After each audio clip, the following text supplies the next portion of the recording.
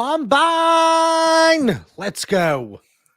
This is Dynasty Theory, proud member of the DLF Family of Podcasts. I'm John Bauer. We're joined by Dan Lamagna. What's up, Dan? What's going on? Good evening there, gentlemen. I'm excited. Combine time. We're starting to get some more answers to our puzzles. Numbers are coming in. JB's waiting for RB 40 times like it's Christmas and Santa's under the tree. Ready to roll, man. I'm in coach mode, though, tonight. I'm in coach mode. I'm ready to dissect why some of these guys aren't working out. Oh, man. Yeah, it was. We'll get into it. And, of course, it's like Christmas here. I love all of the additional data points that I can plug into my spreadsheets, always in the sheets. Mitch, what's up? What's up? I love today. Today's fun. I actually finally got like my first 2 rounds of college players that I'm really happy with now, right? Like I could actually be like, okay, I have some confidence in these because we have a little bit of criteria behind it now. So I'm really happy for today. Yeah, today we're going to dig into some surprising combine results, looking at the running backs, wide receivers, tight ends, get into the quarterbacks a little bit, how this impacted our value and rankings maybe throughout the rookie drafts that will be coming up here over the next 2 months or so, but then also the change in market value, because we are going to see that with every little extra data point that we get. And certainly the combine fits that bill. So we're going to talk about some of the guys that really stood out, some guys that maybe just they did what was expected. And there's nothing wrong with that. But then we want to talk about some of the double counting and things like that. So Dan, what stood out to you? You're the coach here. What stood out to you from this year's combine? What stood out to me? So, this may not be new, but I still do get frustrated because we got some good 40 times. And then there's some 40 times that are like kind of meddling a little bit. And you're kind of really, you're wanting more information. And then I see they don't run a shuttle run or a receiver doesn't do a bench press. Like I need that information. And I know some of them are waiting for the pro days and maybe buying a little bit of time to get a little stronger, a little bit faster. But how hard are you working? That's what I want to know right now. How hard are you working today when you were in Indianapolis, going into this weekend? I give kudos to those guys that put in the extra work, did the extra tests, gave me information, and put in good results. Those are the kind of guys I'll definitely move up a little bit in my ranks. And then, there were certain positions too where we were looking at and we were trying to say, hey, is, a Michael Mayer, first round dynasty pick or a second round dynasty pick? I'm kind of, I was a little underwhelmed a little bit. And we'll get into specifics, but some of this is breaking down and helping my rankings right now. And of course, you guys know I'm going to dig into my threshold discussions. I think Mitch brought his pillow for that conversation. But, I think it's great talking points then, because you guys can sit there and say, JB, what is this witchcraft? What is this voodoo that you're throwing at us with these numbers and these draft scores and percentiles and all this good stuff? Mitch, the athletic freak, Anthony Richardson. No, I'm not talking about Mitch Sorensen. Anthony Richardson. What were your thoughts? And then more importantly, how does it not only impact him as a dynasty prospect, but the bigger point at hand, how does it impact the rookie picks themselves today? Oh, it's huge. We talked about this on the last show. We needed that 102 to the 103 in the 23 drafts to really gain value, and it happened. We knew Anthony Richardson was fast. So this isn't us, oh, hey, look, Anthony Richardson's really talented. We knew that. But he went out, put on a show, but now the dynasty public is going to buy into him, and that's what we wanted. That's what we need. And so having that, I'm more than happy. I put Anthony Richardson he's locked in as my 102 right now. Locked in, unless there's a weird draft capital thing that happens. For me, he is the most safe quarterback for fantasy points this year. And it's not me saying like, hey, I think he's going to be amazing. I just think that more dynasty players are going to be willing to buy into him than they're going to be willing to buy into the other quarterbacks. Now, let me ask you, did his value, him specifically, not as a rookie pick, did Anthony Richardson impress you enough to make you not want to move the 102 or 103 at the premium you should be getting? So essentially, is your current value of Anthony Richardson higher than the market we should see on the rookie pick 102 or 103. Heavens no. I'm more than happy to move him. If I'm getting a premium on that price right now, he's gone and off my teams. But it's having to get that price. But I think we're going to be there the next week or two. We have a lot of startups that are starting up next week out of the Discord. And I think there's a couple more that still have openings. But I fully plan on seeing Anthony Richardson in the top half of the second round, if not earlier, to be honest with you. In startups, that is, obviously. In startups. Dan, let's shift a little bit. Bryce Young, he didn't throw. Is that an issue for you? He comes in, the weight looks good, but is there correlation there, gaining the weight, putting on the weight versus not taking part in the on-field activities? Not at all. I've seen enough of Bryce Young throwing with, a full-on rush and in a big environment. I needed to see the weight. I needed to see him come in at 204 today to show me he's hitting the weights, he's working out, he's taking care of what he needs to take care of. He's a real good kid, man, and I'd be more disappointed if there was something I expected from him that I didn't see this weekend. I think as far as throwing is concerned, I don't think there's any doubts of him as a thrower. I'd rather see him in the pro day. Let him go. And it makes sense to be in that controlled environment. When you're trying to hit a guy in a post corner, I want it to be my wide receiver that's going to have some good timing with me, and I'm going to really put on a clinic on that day. Whereas Anthony Richardson and CJ Stroud, to me, I was more wanting to see them throw because I haven't seen enough. There's not a big body of work on Anthony Richardson, so we got to see him sling it a little bit more. I think CJ Stroud's continuing to build some momentum off that nice Georgia game by throwing in this. I didn't really have any concerns about needing to see Bryce Young throw. I was more happy to see him at 204. Isn't it concerning that he needs to save himself for that controlled environment? He's not bringing his wide receivers with him to the NFL. Put your big boy pants on and throw to the players that everybody else is throwing to. I mean, it'd be nice. I'd like that, but I just think he's clear lock and load. He is going to be the first quarterback taken in the National Football League draft, and I think he knows that. I think he's just going to throw in his controlled environment. He's got Nick Saban's guidance. I think he's going to be fine. So personally, I'm a little less worried. Would have I loved to seen it? Heck yeah, JB. But I get it. All right, John, I have a question for you. What are you doing with the big three quarterbacks? Wait, who was that to? You. Oh, me. Oh, yeah. Yeah, what are you doing with them? So cop out answer. No. Tear them together. They're all tiered together. No, because they shouldn't be tiered together. Because I will tell John, I know you. There will never be a time in a draft to where when Anthony Richardson is on the board and Bryce Young is, and you have to make the pick, you're not taking Bryce Young. So I know that they can't be tiered together. Why not? Why wouldn't I take Bryce Young?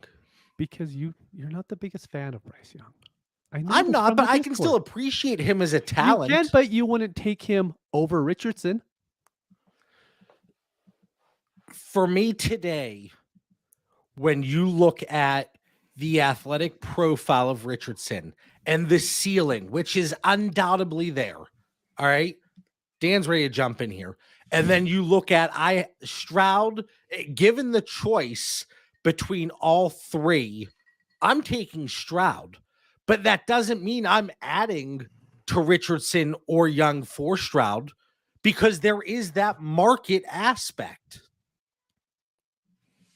And I think a lot of people would have Stroud as their quarterback 3 today if you pulled it. I bet you more often than not, people would have Richardson based on what we saw, Bryce Young based on the SEC prolific profile that he has, his body of work. I think CJ Stroud's going to come in as the quarterback 3. So there's no reason for me to ever add in that situation. Okay. And as a result, I have them tiered together. But I think this is tremendous for the 102, the 103, the 104. I think it is going to raise the value of those picks, and we're going to see a little bit more movement now, especially if teams are quarterback hungry. And I say teams, I mean your dynasty rosters. And Tim in the chat, I'm with you for the most part, avoiding drafting the big 3 quarterbacks at all costs. The reason I say that is not because I dislike Stroud and I hate Young, and I'm completely out on Richardson as a fantasy producer. But I think the market, I go back to the market again, I think it's going to be there to add a veteran quarterback plus or plus plus. So I would explore it. That's all I'm saying within that regard. Yeah, I'm intrigued by Bryce Young, and I think we saw all over social media today all the comps and comparisons, and Kyler Murray and Johnny Manziel, like they're the small quarterbacks they compare to him. I think the big separator, hey, Johnny Manziel had everything in the world off the field going against him. That just wasn't going to work out. Kyler Murray, we've seen his lack of leadership. I don't care how many players went to bat for him, the body language, the poor body language, etc. But this kid's a high character kid. I think he's going to put in the work to match that talent and buck those odds. And I wonder with, John Mechie already there, if they draft another wide receiver to build around him, they got a coach that's going to build that defense. I wonder if things start trending up in Houston where he's probably going to go and there's something special there. I say that as I think he is my quarterback one right now. And then I'm kind of teetering between Stroud and Richardson, and I'm a little bit more methodical and slower moving. Like I'm probably not going to be in a startup until after draft day. I just want to know where the pieces fall and not have any regrets depending on where guys go.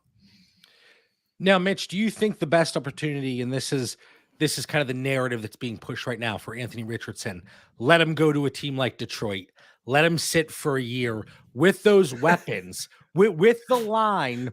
Do you think from a fantasy standpoint, not you as a Lions fan, please take that out of this.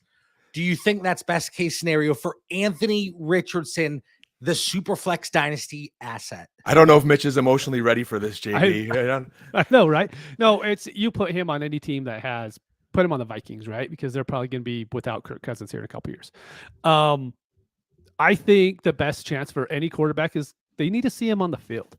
I mean, what franchises are out there that's really going to allow him to sit and have the coach and the GM so set in stone right now that they're like, okay, we could push this off for another year because I think they're so secure. I don't think there's a lot of those jobs around.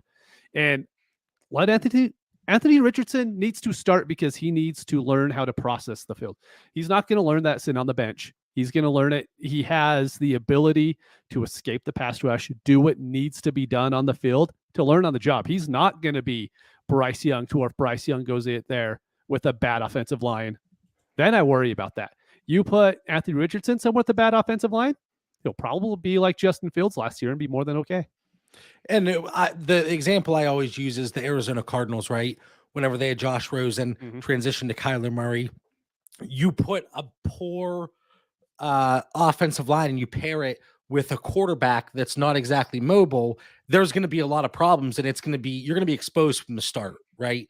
But with Anthony Richardson, he is going to be able to alleviate those problems. And even just like we saw with Justin Fields, a great call out there, Mitch, with Justin Fields, even when you don't necessarily have the weapons around you, it's not going to really matter from a fantasy perspective. Yeah, you might not win a lot of games, but from a fantasy perspective, you are going to stand out. And that's probably what we see from Anthony Richardson. For me personally, it's tricky. I say they're tiered together, right? A part of that is strictly because of the market value there. So when I'm talking about who would I take gun to head, those three quarterbacks are on the board. I'm taking Stroud today. A lot of time left here. All right. So I'm taking CJ Stroud. That hasn't changed. I am up in the air on Young and Richardson because it's the strong profile from a fundamentally sound quarterback versus the athlete in Anthony Richardson. And I'm not saying Bryce Young can't navigate the pocket. I'm not saying he's a liability back there, but we know that is not necessarily his strength. So, and it's the same for CJ Stroud. It's not his strength. So I'd be a hypocrite to call it out for Bryce Young, but not CJ Stroud. But that's the issue that I have right now looking at these quarterbacks. It's the market versus where I value the specific player versus the pick.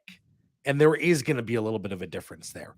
All right. Anything else on the quarterbacks? I mean, there really isn't much to take away from what I've read. I was kind of dialed in all weekend, and it seems like in terms of interviews, they all went well, minus some of the verbiage that CJ Stroud used to describe some of his role models. And again, like, could that all have been worded better? Sure. But I would think he just meant strictly from a fantasy, or from a fantasy. He cares about fantasy producers from a football perspective. So where do you both have Will Levis, though? So, like, we know the other three are going to go. You like how I completely forgot about him? You skipped over him, but I'm not going to let you. So we know the other three, they're going to go in the first half of the first round in all of your rookie drafts. That's just going to happen if you're a super flex league. What are you guys looking to do with Will Levis? Let's just say he's a top 15 draft pick, whatever team you want him to go to. Is he middle of the first, end of the first? Is he more Daniel Jones, where it's like the 112, 201? For me, very quickly, very end of the first, very beginning of the second. I'd kind of go a little bit higher on that pre-draft, assuming that he's going to go somewhere that's going to invest in this kid and they're going to look to make him their quarterback. It's just the need and premium of the quarterback position is so high, and looking at some guys that are on the board, I think I'd want the quarterback first. I'm a little higher than you, JB. You'd have to be to 108 range, maybe 108, 109. Yep. I have him at 107 right now. The reason why I have him there is because I think Gibbs is an elite prospect. JSN's probably going to be everyone's favorite wide receiver, is going to be my guess. You have Bijan, but after that, there isn't like a really elite wide receiver. There's not a really elite running back. There's not a really elite tight end. So there's no one that like I really want to prop up above him to where like I just know that's a set in stone. I know we say set in stone rookie quarterback. Look at Zach Wilson. But I think with Will Levis, you get 2 years. It might be more than you get out of some of these wide receivers right now. So. And now we talked about this in the mock draft episode that we just did. And I believe that was on the pivot point. And in a situation pre-NFL draft that I'm actually having to choose between some of these guys, Will Levis would get boosted strictly because there is a lot more risk from an NFL draft standpoint. Where are these guys going to go? I don't want to get stuck with a 4th round running back instead of that top 15 pick in Will Levis. And I do believe Will Levis goes there.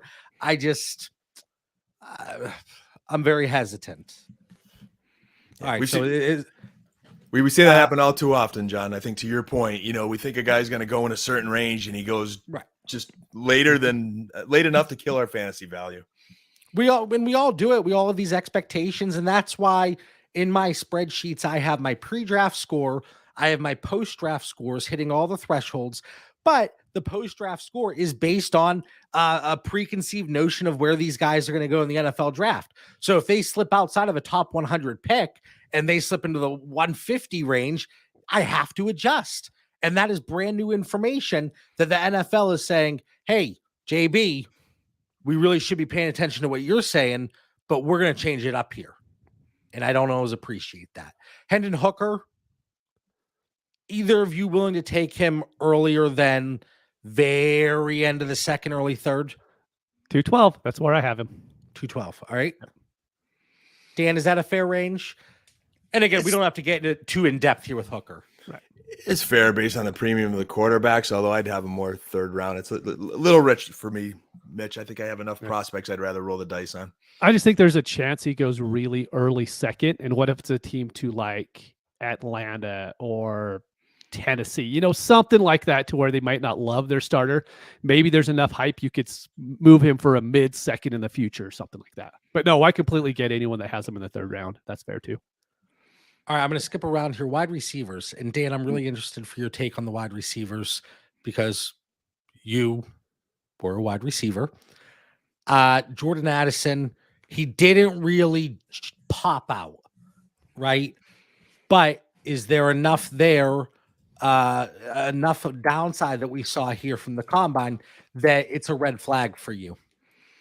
I wouldn't necessarily call it a red flag, but it was enough of a, if you want to call it a downer, to give the separation I was looking for and where I'm going to draft these guys. So, if we have JSN, Quentin Johnson, Addison, Flowers in this cluster, to me, it split today. Or this, over this combine. Just really JSN's 3.93 shuttle run. I know. Oh my Lord, guys. Like, that is just sick. That is off the charts, like quickness. So that timeout. What Do you remember what your shuttle time was? But and here, this is where I love about wide receivers, in that my 40 time struggled because I ran tight, but I took such pride in my shuttle run times that were like 408, 409. And like I was shifty, I was quick. I never even sniffed 393. I can't even imagine 393. That's beyond a perfect technique run. Like that is just blazing. So I'm absolutely impressed with that shuttle run time. On top of just watching his film, like it just makes sense now, And I think maybe it lost a little luster because of that injury, but holy cow, when you watch his film and you see how he gets open inside, and then you see that shuttle run, it just makes sense. And then you see some people we respect in the industry that really loved watching him in person. So it's really adding up for him. And then Quentin Johnson, I don't think we got times off of him, if I'm not mistaken. Right. I think he might have ran a little bit, but really quick, Dan and Mitch, for your reference, if you're in the sheet and any of our patrons, the 40 times column EF for wide receivers, they're highlighted in gray if they did not run. It's a placeholder time. And, of course, it could go up and down. And we saw that from what I had in there previously compared to what these guys actually ran. So just for context, you see a time in there. It's just a placeholder, kind of get a gauge on some of the other numbers like height adjusted speed score. Yeah. Quentin Johnson, I can't wait for his pro day because I just assume that's what he's waiting for. And I hope he doesn't run a stinker of a 40 time, but if it's decent, he just looks like a beast. I'm really intrigued and excited about his ceiling and his upside. So to your question, Addison, though, it's just enough to separate him from those guys, I think. And, I'm kind of have him and Zay Flowers in a cluster there that I'm still sorting out. Mitch, we look at the top 4, 5, 6 receivers. How does it play out for you right now in rookie drafts? Right now, so I had to move Zay Flowers up. We knew he was going to be fast. But a lot of it is I didn't love Addison's, his measurables. I didn't like him a ton. So Jason for me is the wide receiver 1 now. Quentin Johnston, I really worry when guys don't run their 40 at the combine and they go run it at their fast tracks for their pro days. So here's just an example. So this is from zybexsports.com, right? It's a little bit of an older article, but it kind of just tells you what could happen at a pro day compared to a combine. Michael Thomas ran a 4.57 at the combine, 4.4 when he went back to Ohio State. Joey Bosa, 4.87, ran a 4.70. Braxton Miller ran a 4.51, ran a 4.33 at his pro day. So I just don't trust pro day numbers at all. I understand if someone's injured and they can't run it at the combine, by all means, then we should use that pro day time because that's what we have. But when I see Johnston not willing to run the 40, he's not a complete possession wide receiver, but he's enough of one that I'm going to worry about it. And right now, I have him in a tier with Addison and Flowers. I don't think it's actually going to stay there by the end of the day. And then, dude, I love Jalen Hyatt. I think Jalen Hyatt is going to go probably early second to a great spot. Then after that, it's just whoever you like. Cedric Tillman's really good. Marvin Mims. I really put Jonathan Mingo in there at the end of the second round just because he has that speed that I think a team could fall in love. And what if you get a second round draft capital on him? And in startups here for the next 2 months, you might be able to get him in the 12th or 13th round, maybe. And he bench pressed 22 times, Mitch. So he's got the speed and the strength to play wide receiver in the National Football League. Yeah, and I want to point out here, when we were talking in the Discord throughout the last couple of days with combine information, and Josh Downs specifically, he comes in at 5'9", and it's not necessarily, he listed at 5'10", comes in at 5'9".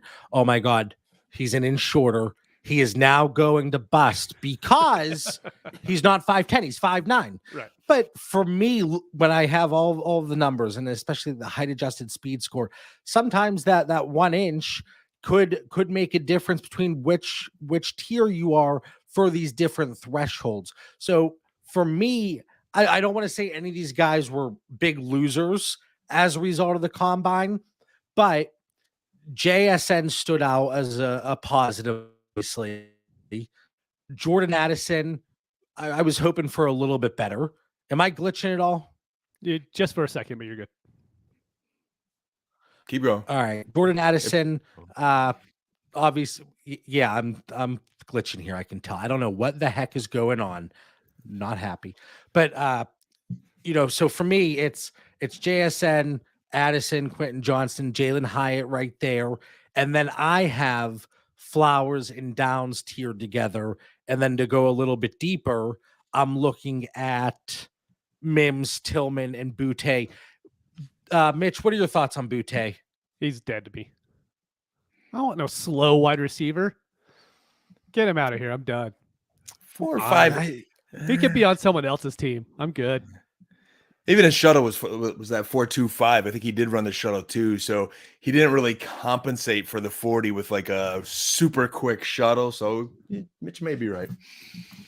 Yeah, and then you have the guys like Xavier Hutchinson, Parker Washington, Rashee Rice, Jonathan Mingo. I think that's a good call out. And again, if he is somebody that catapults up draft boards in the NFL draft, placeholder, I'm seeing a lot of, there's mock data and mock information, maybe 5th round. And if that's the case, I think people would be very disappointed. But again, make the adjustment if he sniffs day 2. Nathaniel Dell, Tank Dell. People were getting excited about the kid, and now he comes in. He runs a 4.49 at 165 pounds. That's a Dan time right there. What was that again? That was your time. 4.49, but he's 168 pounds. Yeah, I wasn't quite 4. I was no 4.5. I was 4.59, 4.57. Like I was in the 4.5s. I was a 4.5 runner. So 4.4. But that's all right. But like I've given up on those lightweight wide receivers in the National Football League. It's just not only the durability thing, but they're expected to block, and that's what I'm realizing is like the biggest issue translate into the NFL. You really have to be the exception of the rule. I don't know. You can't block at 165. All right, so just from a value perspective, again, we're talking about the draft picks themselves, not specifically the players. I think JSN, he bolstered that 105, 106 range in Superflex drafts. And then I think because of guys like Flowers, Hyatt, depending on how things shake out for the running backs, we're going to see that elevation in end of the first, early second. Downs being talked about, somebody that a lot of people loved. And now I think we could see him in that kind of 201, 202 range. So still a good prospect. And it's Mitch, you've talked about how many times we go through these ebbs and flows of values with these rookie picks throughout each and every calendar month throughout the year. And we're at that point now, early March, we're going to start to see that uptick in these rookie picks. And with a lot of the guys, it's going to help elevate the picks, What? After the big 4, like I'm going to continue to be looking at their pro days, trying to dive into more film of these wide receivers. I agree on takes. The guys that just kind of stood out a little bit more, and I'm looking forward to diving in maybe first. What is the Jonathan Mingo, as Mitch said, based on what he did today. Marvin Mims intrigues me. That kid out of Princeton kind of like passed the eye test there. Andre Losivas, hopefully I didn't mangle that, but he had the 4.43 40. He ran a 4.12 shuttle, which is super quick. I'm watching the Princeton Post talking about how he caught everything in college. So I really want to watch and learn a little bit more about him. And then on the negative side, out of Virginia, that Dontavian Wicks with a 4.62 40. Ouch. That's slow. Yeah, like I said, when I had my placeholders, I did not have Wicks at a 4.62. One name that really pops off for me in going through all my threshold scoring, and I don't believe he's going to get the draft capital, but Trey Palmer transferring to Nebraska. Let me just go through some of his numbers. Early declare, reception market share max 35%, which is 91st percentile. Receiving yard market share max 90th percentile. Receiving yards per team pass attempt 91st percentile max. And then we're getting college dominator of 46%, breakout age 21, a little bit older, 4.33 40. He He flew. So he checks all of those boxes for me. And this is like my Mitch with your Jonathan Mingo. Mingo, he scored very well, like from a scoring perspective, across the board, not just combine related, but production and collegiate profile. This is pre-draft, not just the numbers going into it. Addison, Trey Palmer, JSN, Quentin Johnson, Jalen Hyatt, Jonathan Mingo, Marvin Mims, Cedric Tillman, Josh Downs. So the Mingo is right up there as well. If any of these guys happen to surprise and get some intriguing draft capital, it's going to be interesting. It's going to be interesting. Dan's busting out Ivy League knowledge. I like it. We had the question there in the chat, so I was able to put that name out there. But that's what's fun. If you're drafting before the NFL draft, hey, some guys are standing out a little bit. We're going to have teams that have 3rd and 4th round picks, and you're wondering who to take a flyer on. So this information is very helpful. And then post NFL draft, if these guys actually materialize, and then we like what we saw before, now you're getting more information to know where to draft them. So some good information here.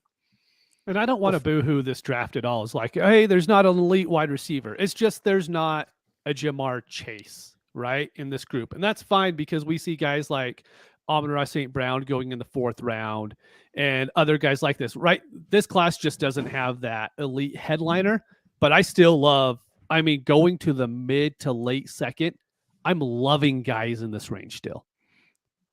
Yeah, I think you're going to have your top 8, 9, 10 guys, and then it really opens up. And we've talked about this countless times. And we don't have that Jamar Chase level prospect at wide receiver, but to have a solid rookie class, you don't need that. If you go through and you look at just top 24 numbers for wide receivers and what wide receiver 24 is on a per game basis, and I said, hey, I'll trade you.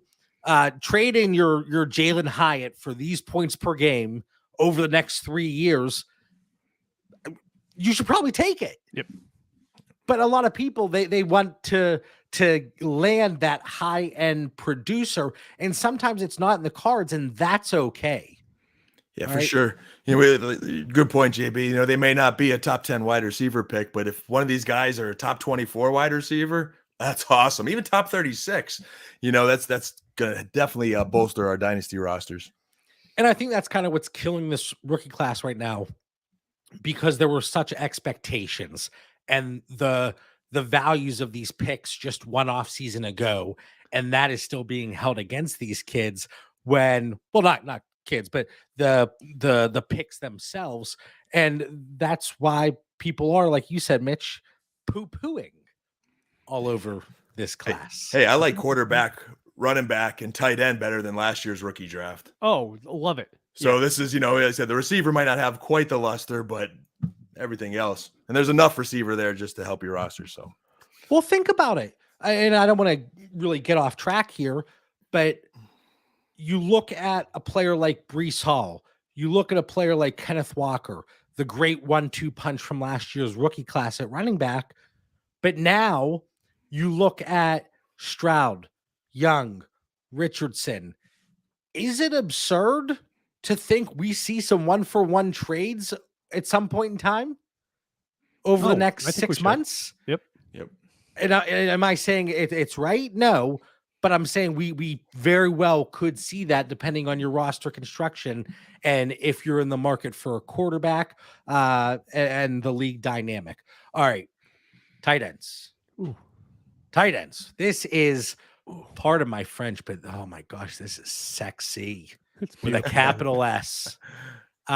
Looking at these guys, for me, hit that 4.7 mark on the 40, and then everything else get in that range that's necessary when you're looking at the RAS, the relative athletic score. So for me, the overall testing is more critical for tight end than any other position, because I do put a certain weight on that relative athletic score, and you want to see these guys hit a certain threshold in that regard.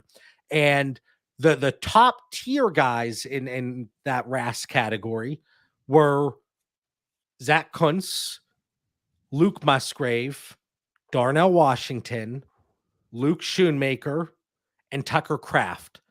They all hit that 9.5 or above. And then Will Mallory, Sam Laporta, Brenton Strange, they were right there underneath. The only one that really was a crippling performance was Payne Durham at that 5.8. You did get a DM from him today, so that's pretty good. Oh, it's priceless. Listen, I took a nap. I was able to take a nap today. Woke up early with the kids. We were beat. I had a tweet yesterday or earlier today, and it said the reports out of Indianapolis, Payne Durham finally finished his 40 from yesterday. And I wake up to a DM from Payne Durham, and it says like funny tweet, like great content, and with a laughing face. And I a playful jab. But I replied back, and I was like, mad respect, best of luck throughout the draft process. Like, so definitely Payne Durham, Google it, looks up his name on Twitter, and then reaches out to people. But I like that. Okay, so tight ends. Dan, like you said, this is it's one of the best classes we've seen probably from a prospect standpoint.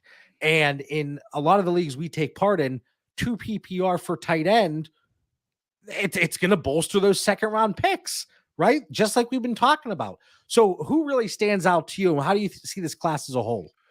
Yeah, it's a position that really needs an influx of fantasy help here. And hopefully I think we're getting it right now. So my number 1 tight on the board, unfortunately didn't work out today, and that's Dalton Kincaid. I just think he is going to be the dynasty darling. And Mitch, how could you be shrugging? You're a Utah Ute, man. This is your hometown. I know. I can't wait to hear what you think when you. I just can't wait, because I really thought you'd be high on this guy, but I love him based on film, and I think once he gets healthy, he'd put up measurables that would make us happy today.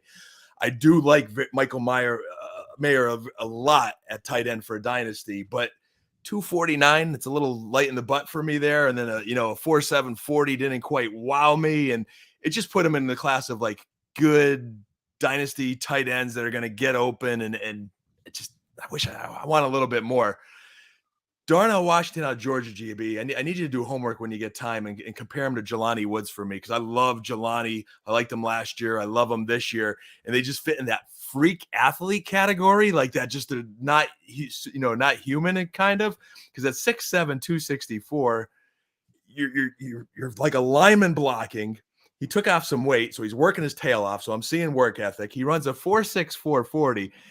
And then at 264 pounds, guys, he ran a 4.08 shuttle run. That is wide receiver shuttle run with a guy that blocks like a lineman and is running I just can't get over all that. Put up the bench 21 times, which is solid. I'm highly intrigued in Darnell Washington.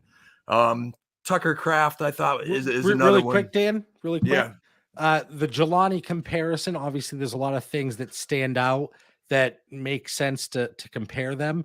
And it's a great comparison. I have them in the same bucket from a pre-draft score with a lot of the boxes they check. It's just, it's going to be a constant battle throughout this offseason for Darnell Washington, collegiate production versus athletic profile. And I mean, I'm trying to get past it. But once I plug the numbers in here, I let the spreadsheet take it away. Okay.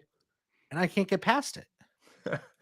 I mean, as a Georgia fan watching those games, I mean, one thing that maybe production-wise was tough for him is there's Brock Bauer. I mean, that guy is just, I can't wait for next year to be talking about him. So I think by default, as a receiving tight end, he was tight end number 2.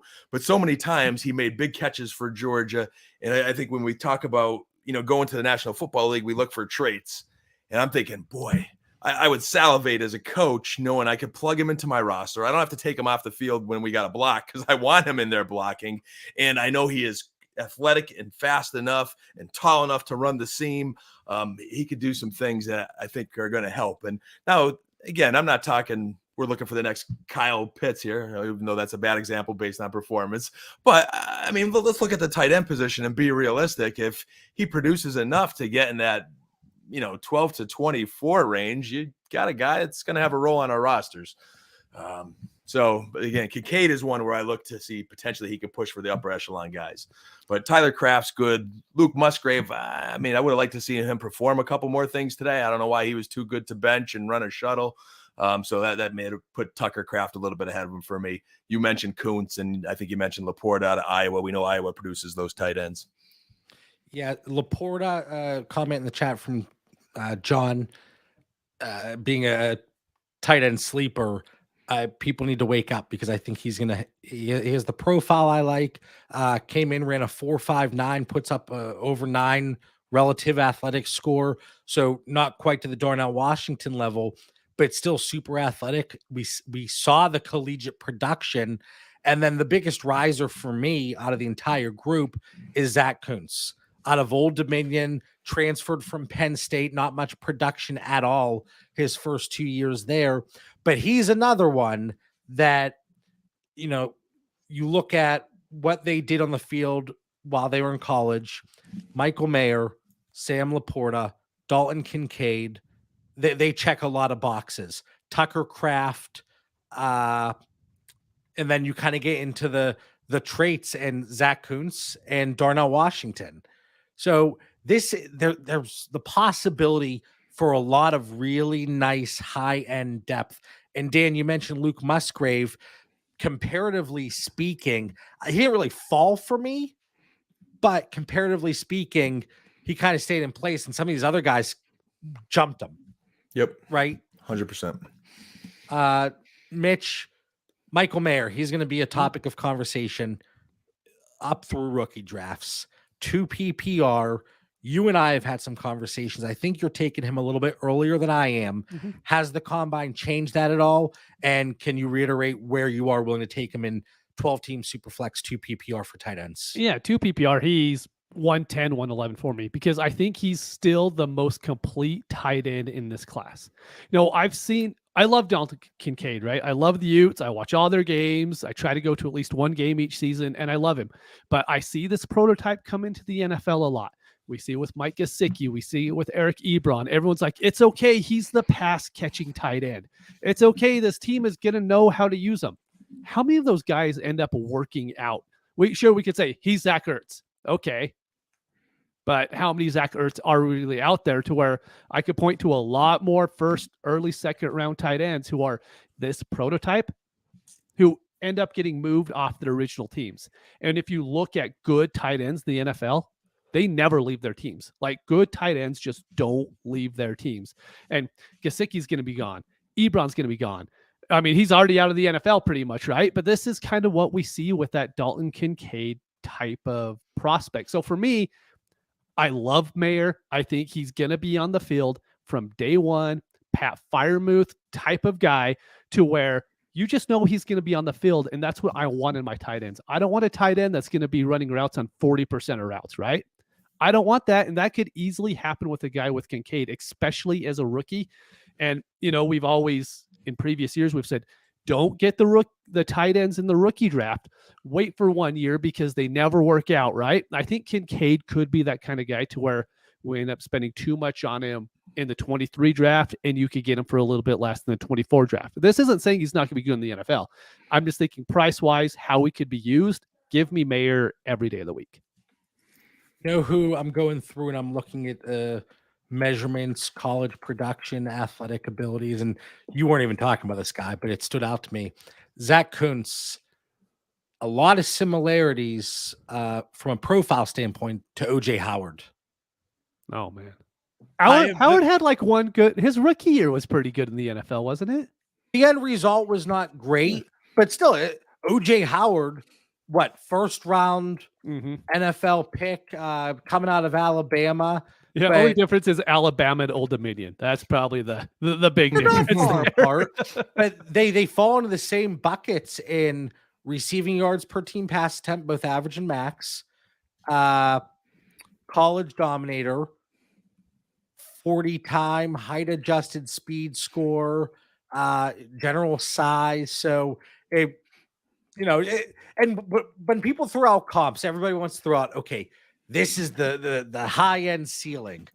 And I like to get into it a little bit. I'll do it just for fun, kind of high end ceiling based on profile, middle range, and then a floor. I almost said low end ceiling. That's called a floor, John.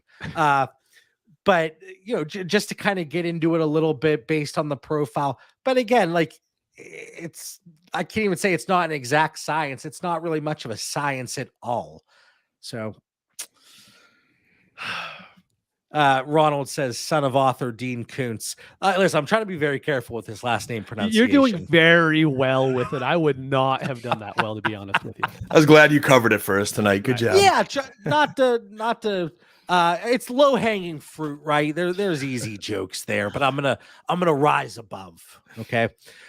So again, we're going through here and we're talking about 6 tight ends. And honestly, Mitch, the Michael Mayer value that you just mentioned, we're not that far off then. Yeah, because right around 110 to 112, I have them there.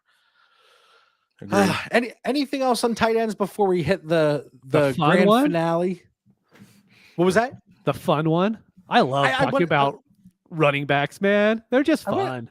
I wanted to save it for the end. And of course, they save it for the final testing that they show on the NFL Network. They don't want to end with the offensive lineman. They think a lot of people would turn it off. And you know what? They're not wrong.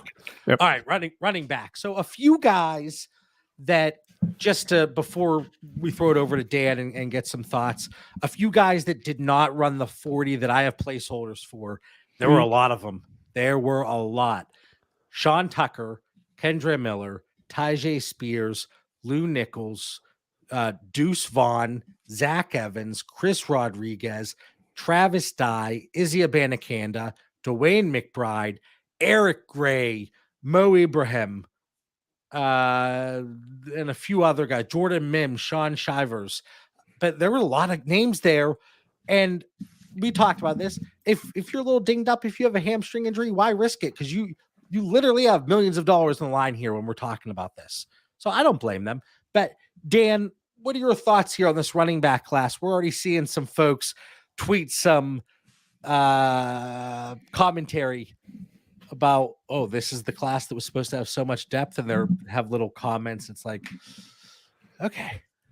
Yeah, the running back information, as both of you are, I'm just ecstatic to start getting in some numbers information because it's like the most important almost. We need to know what these running backs 40 times are. It's so critical. And, when we were talking wide receivers, I kind of thought it was interesting that, you mentioned, you look forward to hearing what I say about receivers because I played the position. But in Dynasty, over the last few years, one thing I'm noticing is I think I evaluate running backs better than I evaluate wide receivers. And I think it's because when I coached at Lackawanna College, that's the position I coached. And I watched like so much running back film to nauseum. So with that being said, I'm excited again this year. I'm looking for more information. I'm a little bummed that as of this point in the show here, that when I go on, the NFL Combine numbers, I see no shuttle runs, no bench presses. So I don't know if they're just not running them. It's real late or what the story is there, because I really, really need that information. But for the show purposes, based on what we saw today, the numbers we had at the 40s, I'd first say overall I'm excited because I'm a little scarred from last year when JB and I liked it was a Kyron Williams. That death 40. And I think we got that time like after a mock draft or so. I don't know. So somehow JB and I hyped him up so much and it was like such a letdown. So I don't think we had that this year. Maybe a little disappointed in my Georgia boy, Kenny McIntosh, with his 4.62. That was a little disappointing just being a Georgia fan. But man, Bijan, no disappointment at 4.47. So stoked.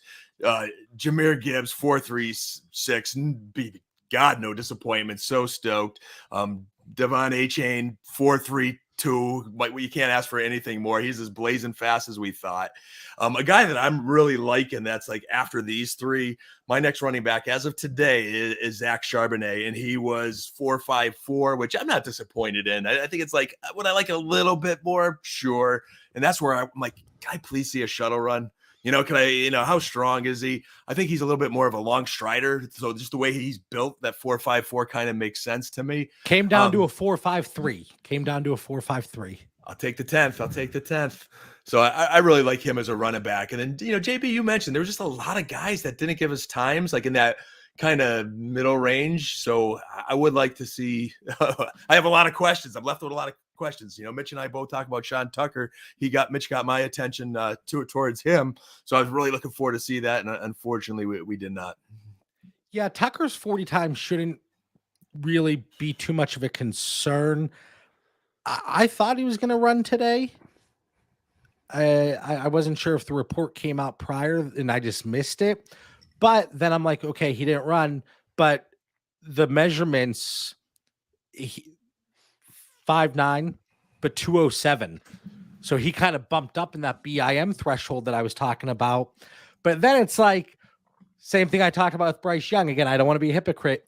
Did he get that bump up and did he bulk up because, hey, I'm not going to run. So let's get my weight up here and then let's show off my speed, which we know he can run at my pro day. So you guys didn't mention my guy that I mentioned last week, Dan, Keaton Mitchell. What was that time? I loved it. Yeah. Blazing 4.38. I'm so excited for him. I've actually moved him up quite a bit. That's another one. You're a 10th off. They bumped that to a 4.37. Look at you with the ultra official times here. And you definitely brought him to my attention like Mitch did Tucker. Because I didn't even think he was on my list. And I started to watch a little bit of film. And he's a small guy, JB. That concerns me a little bit. He's a small guy, but who does not want a guy that can run 4.37 on your football team? So we'll see how he evolves and how teams picture him in the NFL.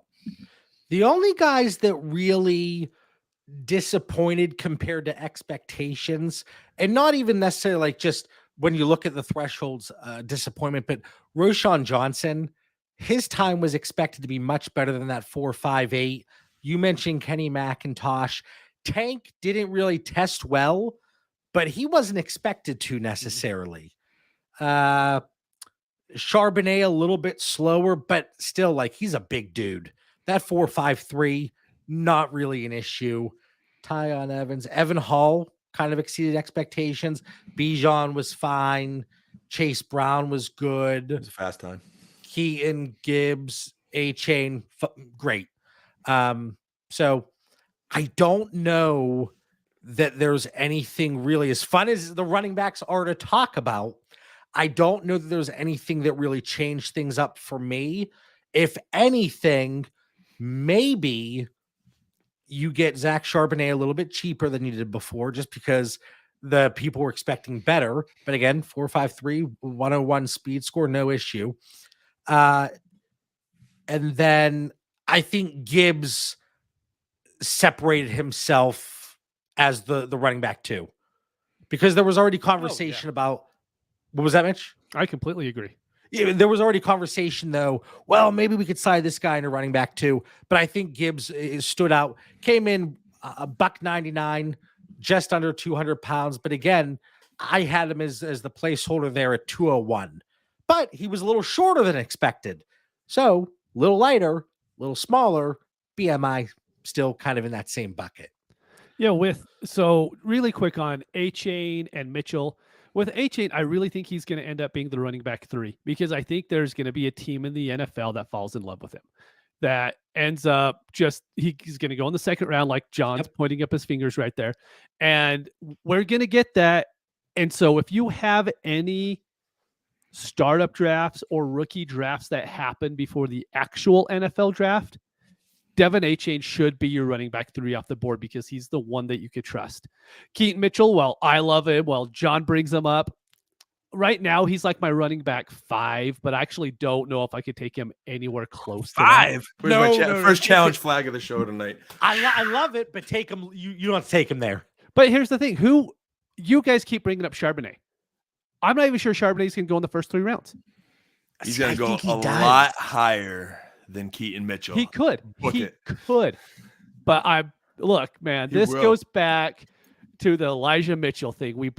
I brought up Elijah Mitchell the same point when he was coming out, and you both said the exact same thing. Just teams love these speedsters.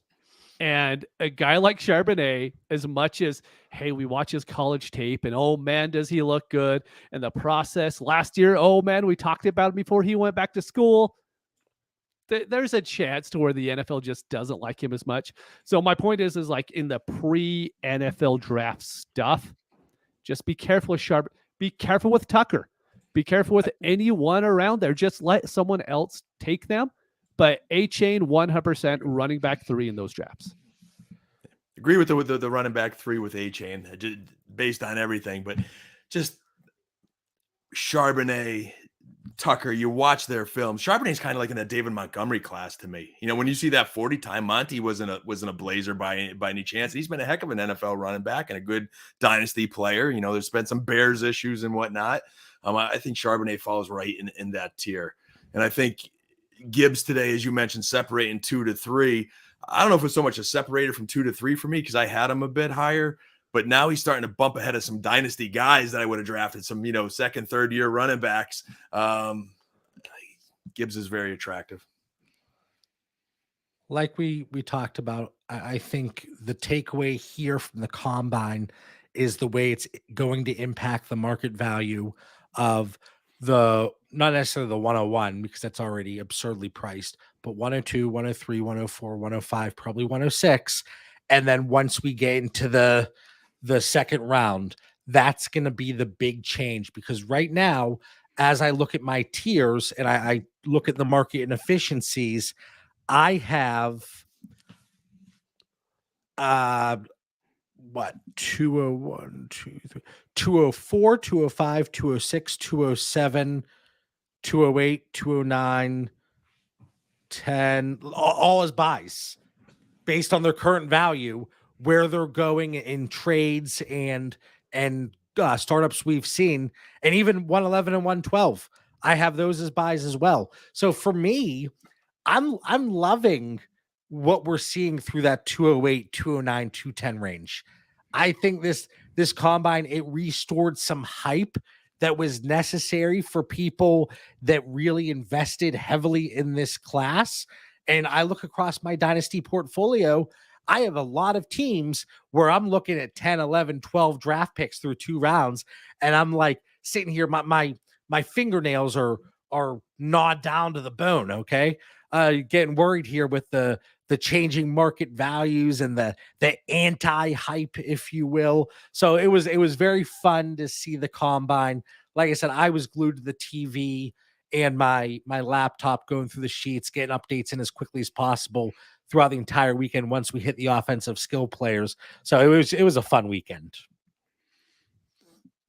It was awesome. I will say, like, the first half of today sucked. Like, it was awful. I was waiting for the running backs all day, and it was like offensive linemen, like, doing weird drills. I don't even know how they make any sense, to be honest with you. Look, they're laying on the ground, taking a nap. Right? What are these drills? And of course, and I'm sitting on the couch eating, no joke, eating my bowl of buffalo chicken dip for breakfast this morning, thinking about these guys. And I'm like, oh, this guy ran this. And I'm like, I looked down at my stomach and I'm like, yeah, I'll continue to criticize. Oh yeah. Even though they're the engine that makes fantasy football truly go, because without those big hog mollies blocking, it doesn't matter how fast these guys are. Right. All right. So before we move on to the final thoughts, anything else? Quarterbacks, running backs, wide receivers, tight ends. What do you got, guys? Free agency next week. That's what I'm hyped up now. Let's go. We got this done. Now it's the next step in the process, right? We get the franchise tags. I think their deadline's this week, right? Tuesday, I think it's Tuesday. And then we have free agency starting next Sunday. So it's going to be awesome. Yeah, and I just want to get locked in on every score today. There are going to be some impressive guys that I think Mitch made a great point. Pro day times are going to be faster, and it is a controlled environment. But there are some guys that are just strategically, they're going to put up great times because they are great athletes. They're just waiting to get in optimal shape, making sure they're healthy. That they just came off a season, focusing on their college grades, whatnot. But there's going to be some gems that are still coming out. Okay. All right. I like it. Final thoughts. Dan, what do you got? 194th time. We're gearing up here towards episode 200. The NFL draft, free agency. It is an exciting time for the Dynasty Theory family here. It is, man. You had us blending our final thoughts today for, I think, both Mitch and I, but March Madness, we think it's the NCAA tournament, but it's really Dynasty Fantasy Football. Between the franchise tags coming up starting the 7th, pro days start the 7th, teams begin their official visits March 7th through April 19th. So it'll be interesting to follow where, what players everybody's seeing, what positions they're looking at, to draft. The legal tampering period starts the middle of March, and then the official start of the league year, March 15th. So I just think a lot's going to happen, a lot to be excited. The combine was a great start to kick it all off. Mitch, what do you got? Just be willing to accept change. I mean, that's the biggest thing right now. Like, anyone who listened to me, it was half joking that I said it, but I was like, hey, Jahmyr Gibbs is like a souped up James White, right? But it's just like, when we actually see the prospects on the field, we'll end up seeing the draft capital that ends up coming out. Be willing to change. Don't just stick to your priors, because you see it so many times in Dynasty. People are like, Lamar Jackson's a running back. They say it like 5 years into his career. Like, it just, half of it gets old after a while, but it makes you like a significantly worse Dynasty player if you can't actually just adjust and move off of what you said prior. Final thought for me, it's rare, but I do have one. Make sure when you're going through all of your combine review, we're not double counting. There's a lot of things that happened that were kind of the expectation. So if you had your value of a player or where they're falling with your rookie picks and how you compare those rookie picks to veterans, make sure that you're only adjusting based off of new information. Maybe not new information, but different than your expectation as well. That should be your baseline, and that's when you should adjust. This was a fun episode. Kicking it out on the Dynasty Theory Patreon. We were live, and then on Tuesday, this will hit the podcast feed for everybody else to enjoy. For Mitch Sorensen, Dan Lamagna, I'm John Bauer. Have a great week. We'll catch everybody next week. Peace.